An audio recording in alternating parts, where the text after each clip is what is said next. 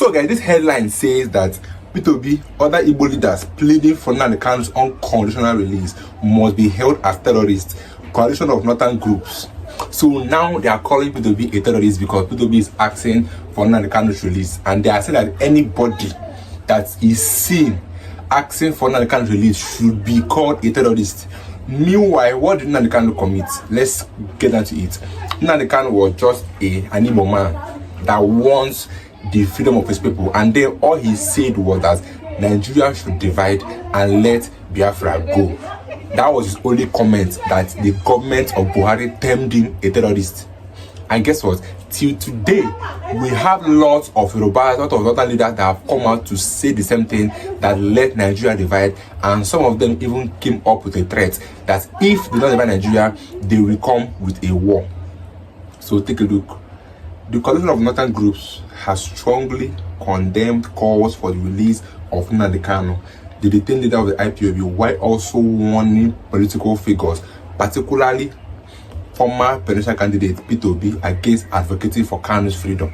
So they are now warning P2B that he should stop all these things that he's doing, asking for Kanu's release, that he's a terrorist for doing that, which Kanu did not commit anything. And him in custody is causing more harm than good in Nigeria, and the federal government are even aware of that, but they are failing to acknowledge that the Nnamdi Kanu being in detention is causing more harm and more insecurities in our country, Nigeria.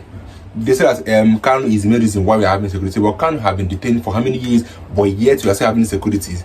Some people have been arrested for how many months now, but yet we are still having tons of insecurities happening south, east, in the north, in Nigeria as a whole. So follow me through.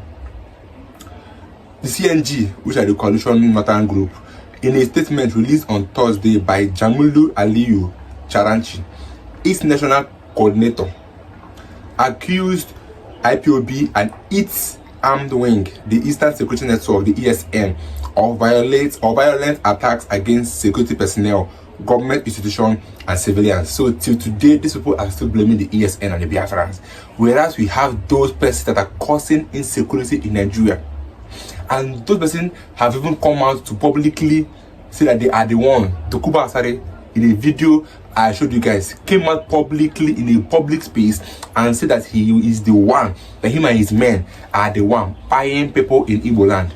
But yet the federal government and their workers are still blaming IPOBs and the ESN for the insecurities happening in Nigeria or in the southeast. Does not make any sense.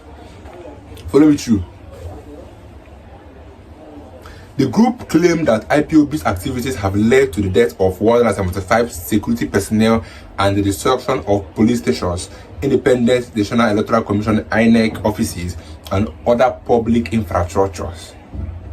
CNG further criticized Kanu's recent conduct in court, alleging that he insulted the prosecuting lawyer and undermined the judiciary integrity. The group maintained that his heroic incites violence and threatens national unity, calling on the federal government to ensure that he faces justice. And as if I knew that thing that happened in the court yesterday, or that day Nnamdi Kanu was in court, that they will still hold it against him as a crime. I knew that this was happening, and here they are saying it, that Kanu must face justice for what he did in court. Then ask yourself, what did he do in court? Because he was speaking for himself, he was setting the laws and educating the judge that them themselves don't even know the law that the country has, that the country is suffering because they don't know the law. And now again, they're trying to hold it as a charge against him, that he must face charges because he was defending himself in court.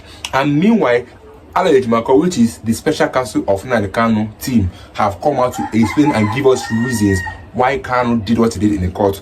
Maybe I'll place in my next video so you can see the reason why Nnamdi Kanu did what he did in the court. So now they are trying to hold it as charges against him. You know, when they don't have any charge against him, they will look for something to hold on. Now they are trying to hold on how Nnamdi Kanu handled his case in court. That means that the federal government don't even have any charges against Nnamdi Kanu. They're looking for the one they will hold upon him, and that is the reason why they are still keeping in detention. They're looking for a day when Kanu will lose it and do something that they will say that okay, this is what he did, and that's their plan. And remember, their plan will continue to fail rather because Nnamdi Kanu is a wise man. So follow me through.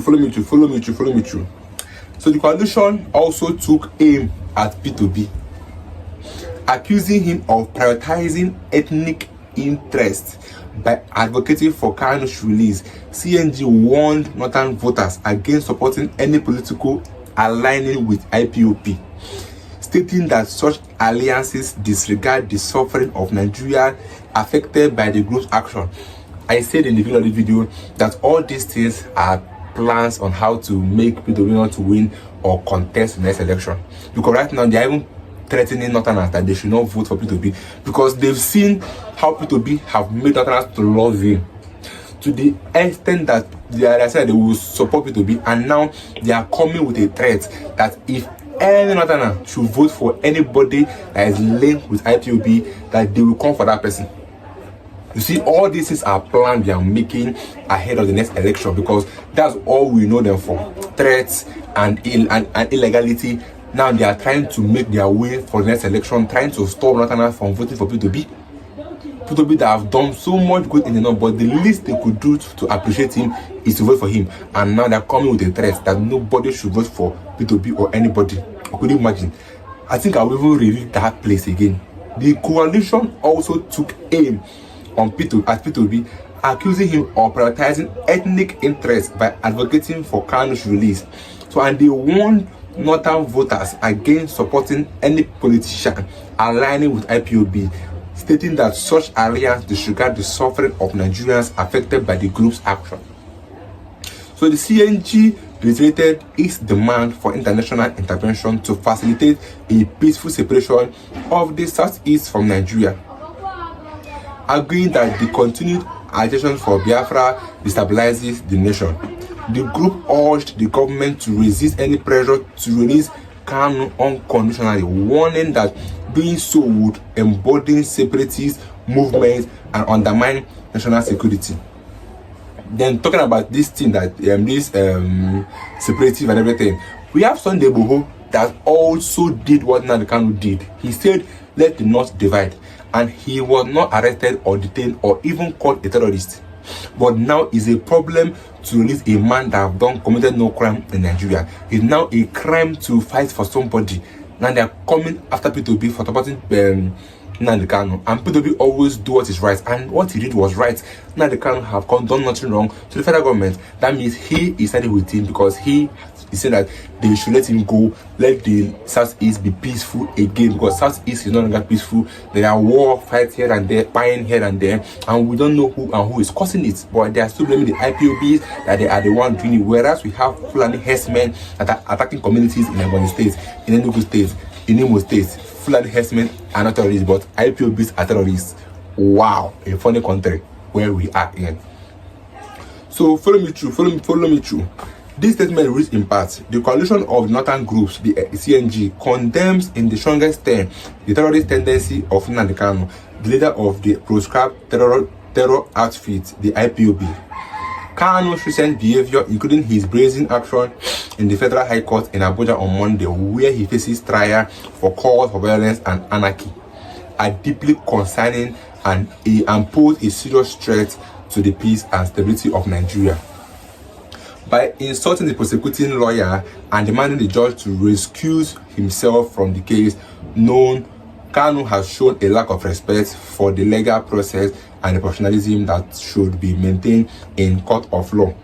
I don't even know who is even publishing this thing, because Nnamdi Kanu, all he said was that he does not trust the judgment of Judge Nyako, because Judge Nyako recused herself last year, and again the federal government is forcing her to be the judge of Nnamdi Kanu, which he exposed reasons because the federal government are holding her son and her husband against a criminal charge. So they might use Nnamdi Kanu case as a way of making her do what themselves want in exchange of their son and her husband. So Kanu said, "No, I don't want that." So it's not a problem for what you want in the court. So I guys, video, watch in the comments section. I'll be to guys in a minute.